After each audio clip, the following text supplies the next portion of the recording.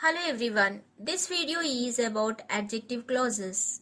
In this video, we shall learn about defining and non-defining relative clauses. Before I start the video, I request all of you to subscribe my channel and also hit the bell icon because whenever I upload a new video, you will get a notification.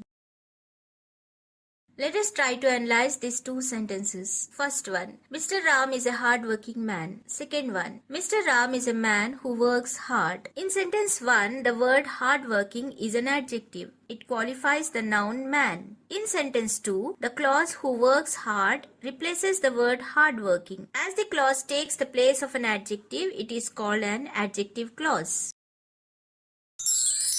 Let us try to learn adjective clauses more clearly with the help of some examples. An adjective clause does the function of an adjective in a sentence. It qualifies a noun or a pronoun. Adjective clauses are introduced by a relative pronoun or a relative adverb. The relative pronouns who for subject, whom for object, and whose for possessive refer to persons, which refers to animals and things, that refers to persons, animals, and things. An adjective clause is also introduced by a relative adverb like when, where, why. Now let us see the examples. The boy whose leg was fractured is in the hospital. Second one, we visited the house where Gandhiji was born. In the first example, the relative pronoun whose is used to describe the noun the boy. In the second example, the relative adverb where is used to describe the pronoun we.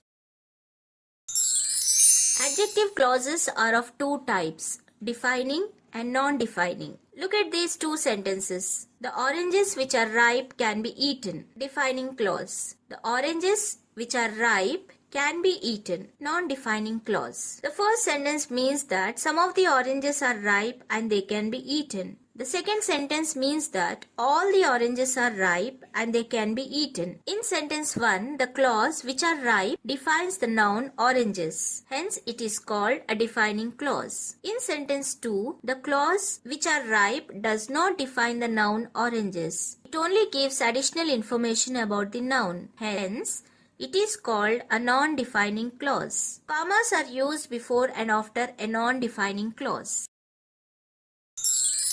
As we have learnt earlier, we use defining relative clause to give essential information about someone or something. Examples. Let us try to understand defining relative clause more clearly with the help of some examples. First one, the saree which I showed you yesterday is very costly. Here the relative pronoun which is used to give essential information about the saree. Second one, the boys who came by the morning train are staying in the hostel. Here the relative pronoun who is used to give more information about the noun the boys. Third one, my friend who lives in Hyderabad is coming tomorrow. Here, the relative pronoun who is used to give essential information about the noun my friend. The man whom we met yesterday is a doctor. In this sentence, the relative pronoun whom is used to give more information about the noun the man. I know a kid whose father serves in Indian Army. In this sentence, the relative pronoun whose is used to give essential information about the kid. Let us learn non-defining relative clauses more clearly with the help of some examples. We use non-defining relative clauses to give extra information about the person or thing. It is not a necessary information. Examples. First one, Thakur, who wrote Gitanjali, won the Nobel Prize. In this sentence, who wrote Gitanjali is an extra information. The sentence can be meaningful even we omit writing who wrote Gitanjali. My mother, who lives in Warangal, writes to me every week. In this sentence, who lives in Warangal is an extra information. Third one, Tirupati, which is a holy place, is in Andhra Pradesh. In this sentence, which is a holy place is an extra information. Fourth one, eco-friendly cars which primarily run on electricity help the environment. In this sentence, which primarily run on electricity is an extra information. Fifth one, the boy who claimed to have a broken arm caught the ball. In this sentence, who claimed to have a broken arm is an extra information.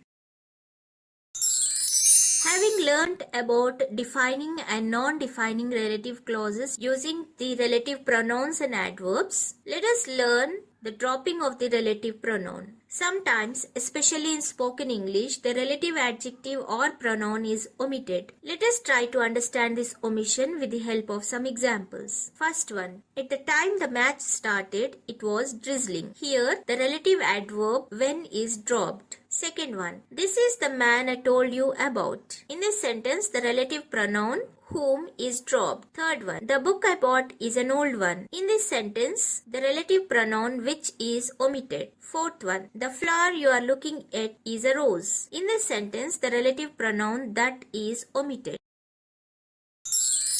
I hope you have all understood adjective clauses, defining relative clauses and non-defining relative clauses. Now here is an activity based on that information. Fill in the blanks in the following sentences using adjective clauses given at the end. The relative clauses are which he bought, who is a science teacher, who was in the shop when they were classmates, which was owned by his friend when it was crowded.